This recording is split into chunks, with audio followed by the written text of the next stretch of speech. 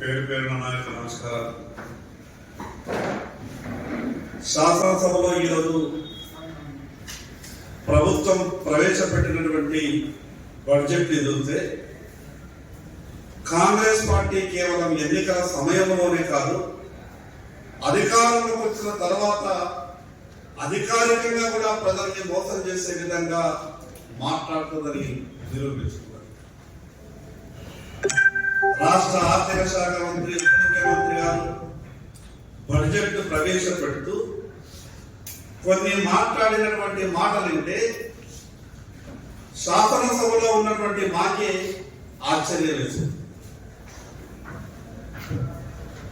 తెలంగాణ రాష్ట్రంలో ఉన్నటువంటి 63 లక్షల మహిళలు డ్వాక్రా స్వయం సహాయక సంఘాల ద్వారా వివిధ బ్యాంకుల నుండి 1,00,000 కోట్ల రూపాయలు అప్పులు తెచ్చుకున్నారు. ఆ తెచ్చుకున్నటువంటి అప్పులకు మహిళా సంఘాలు వడ్డీతో సహా బ్యాంకులకు తిరిగి చెల్లిస్తాయి.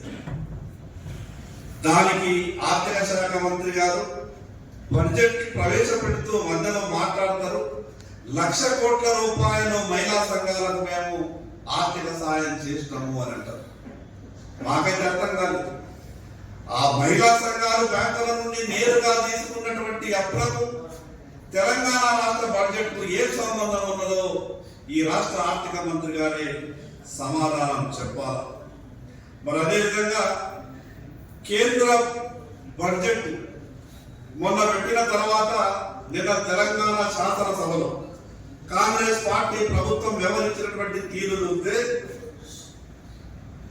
ఇచ్చిన 6 గ్యారంటీలు అమలు చేయవు కాబట్టి తెలంగాణ శాసనసభలో పెట్టేటటువంటి బడ్జెట్ తెలంగాణ ప్రజలు ఆ బడ్జెట్ చూసిన తర్వాత కాంగ్రెస్ పార్టీపై, కాంగ్రెస్ ప్రభుత్వంపై ఎక్కడ తిరగబడతారో అనే ముందే ఒక భయంతో కేంద్రం మీద నెపం పెట్టే ప్రయత్నం చేసింది.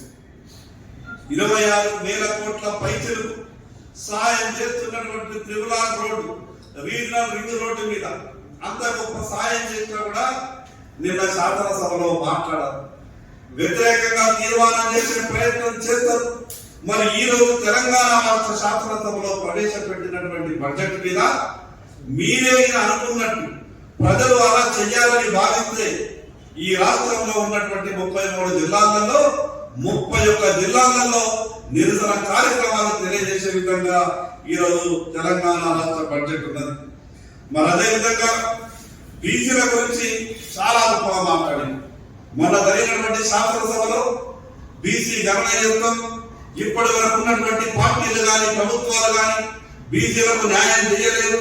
మేము వచ్చినాం కాబట్టి బీసీలకు న్యాయం చేస్తాం, బీసీ గణనీయం అంటే మేము కూడా నిజమే అనుకున్నాం. నేను కూడా సంతోషపడ్డా బీసీగా. కానీ ఈ రోజు బీసీలతో ప్రవేశపెట్టినటువంటి ఈ తెలంగాణ రాష్ట్రంలో 56% ఉన్నటువంటి బీసీలకు 9,200 కోట్లు మాత్రమే ప్రవేశపెట్టింది. అంటే దీని అర్థమైంది, ఈ రోజు సగభాగానికి పైన 56% ఉన్నటువంటి బీసీలకు ఈ రోజు మీరు పెట్టినటువంటి 9,200 కోట్ల బడ్జెట్ చూస్తే బీసీలపై మీకు ఏ రకమైనటువంటి ప్రేమ ఉన్నదో ఈ రోజు ప్రజలంతా కూడా అర్థం చేసుకుంటున్నారు. మరి అదేవిధంగా ఎక్కడా కూడా కేంద్ర ప్రభుత్వ సాయం గురించి మాట్లాడదు, కేంద్ర ప్రభుత్వం ఇచ్చేటటువంటి గ్రాంట్ల గురించి చెప్పదు. ఈ రాష్ట్ర ప్రభుత్వం ఉదాహరణకు ఈ రోజు త్రిపుల్ రింగ్ రోడ్డుకు 26,502 కోట్ల రూపాయలు అవుతుందని బడ్జెట్ లో చెప్తారు.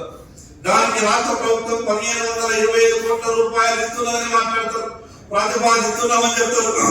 కానీ 24,977 కోట్ల రూపాయలు కేంద్రం చేసేటటువంటి సాయం గురించి ఎక్కడ కూడా ప్రస్తావించారు. అంటే దీని అర్థమైంది, చెప్పేది మాత్రం ఒకటి, వీళ్ళు చేసేది కొంతకున్నా కొండంత చెప్పుకునే ప్రయత్నం చేస్తారు.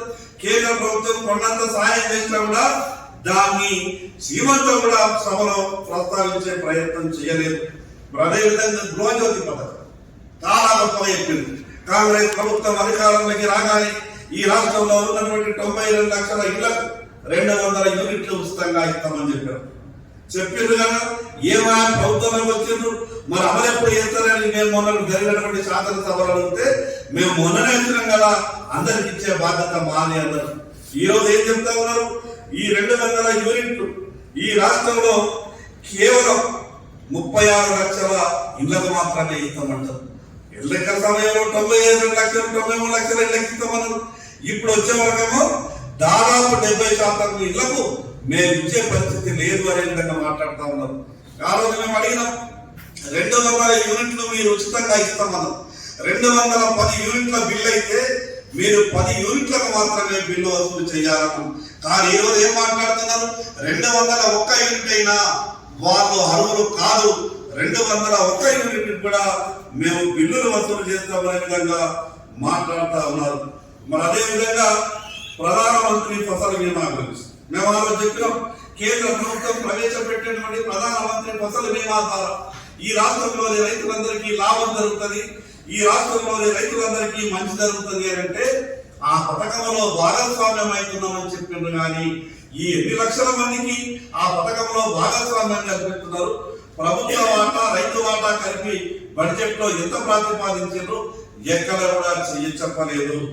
ఈ రకంగా పూర్తిగా అబద్ధాలను నిండు శాసనసభలో బడ్జెట్ ప్రవేశపెడుతున్నటువంటి సమయంలో మరి ఆర్థిక శాఖ మంత్రి గారు మాట్లాడినటువంటి మాటల్ని ఎక్కడా కూడా తెలంగాణ ప్రజలు హర్షించేటటువంటి పరిస్థితి లేదు. ఇందిరమ్మ ఇల్లు గురించి గొప్పగా మాట్లాడారు.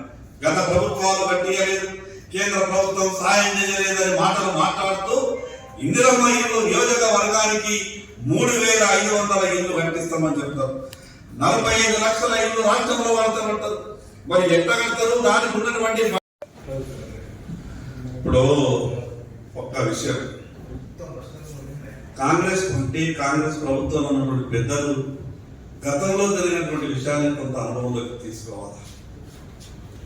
ఇదే అహంకార పూరిత వ్యవహారం చేసింది గతంలో పాలించినటువంటి ఒక పార్టీ. మేము చెప్పినాం ఎన్నికల సమయంలో కూడా కాంగ్రెస్ పార్టీ చేతి గుర్తును మర్చిపోయి ఎక్కడైనా చేతిలో గాలి గుడ్డు పెట్టుకొని ప్రచారం చేసింది. ఆ రోజు గాలి గుడ్డును ప్రజలకు చూపిస్తే ప్రజలు తెలంగాణ రాష్ట్రంలో ఏం చేసిందో తెలుసు. 8 పార్లమెంటు స్థానాలు ఇచ్చి భారతీయ జనతా పార్టీకి అవకాశం ఇచ్చిందో, గౌరవం ఇచ్చిందో కాంగ్రెస్ పార్టీ కోరుకుంటున్నది. టిఆర్ఎస్ పార్టీకి ఏ రకంగానైతే శాస్తి జరిగిందో నరేంద్ర మోడీ గారి మీద, భారతీయ జనతా పార్టీ మీద, కేంద్ర ప్రభుత్వం మీద విషం చిమ్మినటువంటి టిఆర్ఎస్ పార్టీకి ఏం శాస్తి జరిగిందో ఆ రకమైనటువంటి శాస్తే రేపు కాంగ్రెస్ పార్టీ కూడా జరగబోతా ఉన్నది. ఒక్కసారి కాంగ్రెస్ పార్టీ రాష్ట్ర ముఖ్యమంత్రి గారు ఇచ్చినటువంటి హామీల గురించి ఆలోచించాలి. ముఖ్యమంత్రి గారు అనుకుంటున్నారు ఒక ఏజెన్సీ ఇచ్చినటువంటి సలహాలు సూచనల మీద ప్రభుత్వ సొమ్ముతోని కేంద్ర ప్రభుత్వానికి వ్యతిరేకంగా, భారతీయ జనతా పార్టీకి వ్యతిరేకంగా మీరు కోట్ల రూపాయలు పెట్టి ఓటింగ్లు పెట్టినంత మాత్రాన ప్రజలకు వాస్తవాలు తెలియక అనుకోకుండా, ప్రజలకు వాస్తవాలు తెలుసు. మీరు ఓటింగ్ల ద్వారా ప్రజలకు ఏం చెప్పదలుచుకున్నారో, ఏ రకంగా మీరు ఇచ్చినటువంటి హామీలను ఎగ్గొట్టాలనే ప్రయత్నం చేస్తున్నారో, ఏ రకంగా ఈ ప్రభుత్వం రాష్ట్రంగా ఆర్థిక పరిస్థితి బాగలేదని, పూర్వ ఆర్థికంగా ఇబ్బందులలో ఉన్నదని, మేము ఇచ్చినటువంటి హామీలను అమలు చేయలేమని గాడిద గుడ్డు పోస్టర్లతో చెప్పకనే చెప్పిండ్రు. మీరు ఈరోజు గాడిద గుడ్డు గురించి మాట్లాడుతా ఉన్నారు. అసలు విషయానికి వస్తే కేంద్ర ప్రభుత్వంతో ఈ రకమైనటువంటి ఇంత సహాయం చేసినా కూడా ఒక ఫెడరల్ స్ఫూర్తితోని సఖ్యత లేకుండా మాట్లాడినటువంటి ప్రభుత్వాలకు, మాట్లాడినటువంటి గత పాలకులకు ఏ రకంగా ప్రజలు బుద్ధి చెప్పిందో తెలుసు. ఈరోజు ఎక్కడా కూడా కేంద్ర ప్రభుత్వం, అక్కడ భారతీయ జనతా పార్టీ అధికారంలో ఉన్నదా, ఇంకో పార్టీ అధికారంలో ఉన్నదా చూడకుండా ఎక్కడ ప్రజల అవసరాలుంటే అవసరాలను గుర్తించి బడ్జెట్ లో దేశంలో ఉన్నటువంటి అన్ని రాష్ట్రాలకు సమానంగా బడ్జెట్ అవకాశం కల్పించదు. కానీ పోటీ పడి ఒక పక్క టిఆర్ఎస్ పార్టీ, మరో పక్క కాంగ్రెస్ పార్టీ పోటీ పడి మాట్లాడే ప్రయత్నం చేస్తే కేంద్ర ప్రభుత్వం మీద ఈ రోజు ప్రజలు అన్ని విషయాలు అర్థం చేసుకున్నారు.